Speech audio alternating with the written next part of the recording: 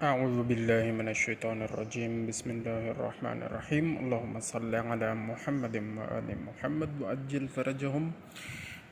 जी मैं कोशिश कर रहा हूँ एक्सप्लेन करने की, लेकिन बहरहाल आप ज़्यादा बेहतर समझते हैं इस मामले में। मैं कोशिश करता हूँ ख़ुद भी समझने की। ये रेप्लिकेशन ऑफ एफएमडी वायरस है जी। यहाँ पर एफएमडी वायरस हमें नज़र आ रहा है इस तरह का। दो तरह की उन्होंने रेप्लिकेशन बयान की हुई है। नंबर एक, क्लेथ्रिन मीडिएटेड एंडोसाइटोसिस, और नंबर दो, कैवोलिन मीडिएटेड एंडोसाइटोसिस। ये नंबर 1 हो गई, ये नंबर 2 हो गई। दो तरह की है जी। जब क्लेथ्रिन मीडिएटेड एंडोसाइटोसिस की अगर हम बात करें तो इसमें जो रिसेप्टर्स इन्वॉल्व होते हैं वो हैं इंटेग्रिन रिसेप्टर्स।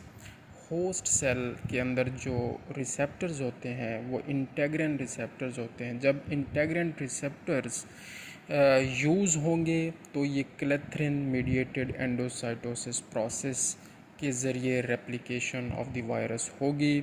और ये मोस्टली जो इंटेग्रिन रिसेप्टर्स होते हैं ये कैटल में, बफलो में, शीप में, गोट में, कैमल में होते हैं।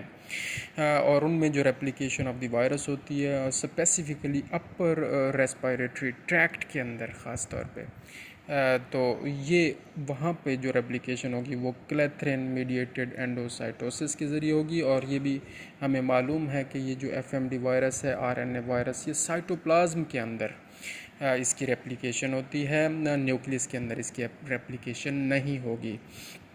ये आरएनए वायरस है तो ठीक है जी, और ये नॉन एनवेलप भी है तो इसके अंदर ये होगा। तो यहाँ पर एडाप्टर जो प्रोटीन्स हैं, एडाप्टर प्रोटीन हैं, जब ये क्लेथ्रिन मीडिएटेड एंडोसाइटोसिस होती है यानी होस्ट सेल के अंदर ये हमारा एफएमडी का वायरस जब इन होता है integrin receptor of the host के साथ अटैच होकर, तो ये यहाँ पर एक गड्ढा सा बनाता है। इसको क्लेथ्रिन कोटेड पिट कहते हैं। यहाँ पर क्लेथ्रिन इसके ऊपर कोट हो जाता है। ठीक है जी। यहाँ पर इसके ऊपर ये इस हमारे सेल एफएमडी वायरस के इर्द गिर्द क्लेथ्रिन कोटेड पिट बन जाता है। और इस पिट को बनाने में एडाप्टर प्रोटीन्स का रोल है। और क्लेथ्रीन जो है ना, यहाँ कहीं से ये मुझे क्लियर नहीं है कि ये ज़ाहिर है साइटोप्लाज्म से आ रही है या कहाँ से आ रही है ऑफ द होस्ट सेल। तो बहरहाल तो इसके इर्द गिर्द ये कोटिंग हो जाती है इस हमारे एफएमडी वायरस के इर्द गिर्द रिसेप्टर इंटेग्रिन प्रोटीन्स के साथ जब ये अटैच हो जाता है तो यहाँ पर क्लेथ्रिन कोटेड पिट बन जाता है। और ये क्लेथ्रिन कोटेड पिट जो होता है इसके इर्द गिर्द जब पूरा हो जाता है तो उस हम पूरे को एक वेजिकल का नाम देते हैं इस वायरस को। जब इसके ऊपर क्लेथ्रिन की कोटिंग हो जाती है उसको हम कहेंगे क्लेथ्रिन कोटेड वेजिकल। और वो क्लेथ्रिन कोटेड वेजिकल जो है उसके बाद क्या होता है, एंडोसोम बनता है। एंडोसोम कैसे बनेगा? अर्ली एंडोसोम बनेगा, यानी ये हमारा वायरस इससे आज़ाद होगा, इस क्लेथ्रिन कोट से आज़ाद होगा और यहाँ आकर इसके अंदर जो जीनोम है, ये जो हमारे पेंटामर्स होते, ये इसकी प्रोटीन्स होती हैं, ये लाइसिस के ज़रिए अलग हो जाएंगी और जीनोम अलग हो जाएगा।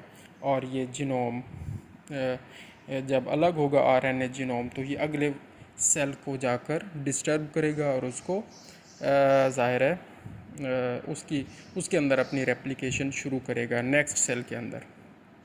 अब हम बात करते हैं कैवोलिन मीडिएटेड एंडोसाइटोसिस की। तो यहाँ पर ये HS रिसेप्टर्स को यूज़ करता है एफएमडी का वायरस। और जब ये रिसेप्टर यूज़ होंगे तो कैवोलिन 1 के ज़रिए जो है ना जी, यहाँ पर क्या होता है, एक कोलेस्ट्रॉल एनरिच्ड मेम्ब्रेन इसके इर्द गिर्द आ जाती है एफएमडी वायरस के गिर्द। ठीक है जी। जब ये मेम्ब्रेन इसके इर्द गिर्द आ जाती है, कोलेस्ट्रॉल एनरिच्ड मेम्ब्रेन, जिसको कैवोली का नाम दिया गया है, प्रोनंसिएशन ज़रा आगे पीछे हो जाए तो माफ़ कीजिएगा। तो इस वेजिकल को फिर हम क्या करेंगे, इस वेसिकल को काओलिन कोटेड वेसिकल का नाम दिया जाएगा।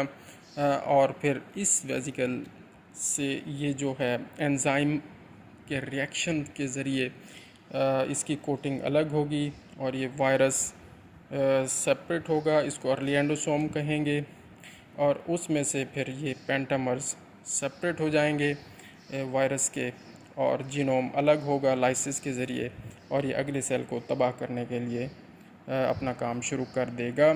तो ये इस तरह का रेप्लिकेशन साइकिल है। मज़ीद मैं भी इसके बारे में पढ़ूँगा। आपने अच्छी तवज्जो दिलाई है, जज़ाकल्लाहु खैरा।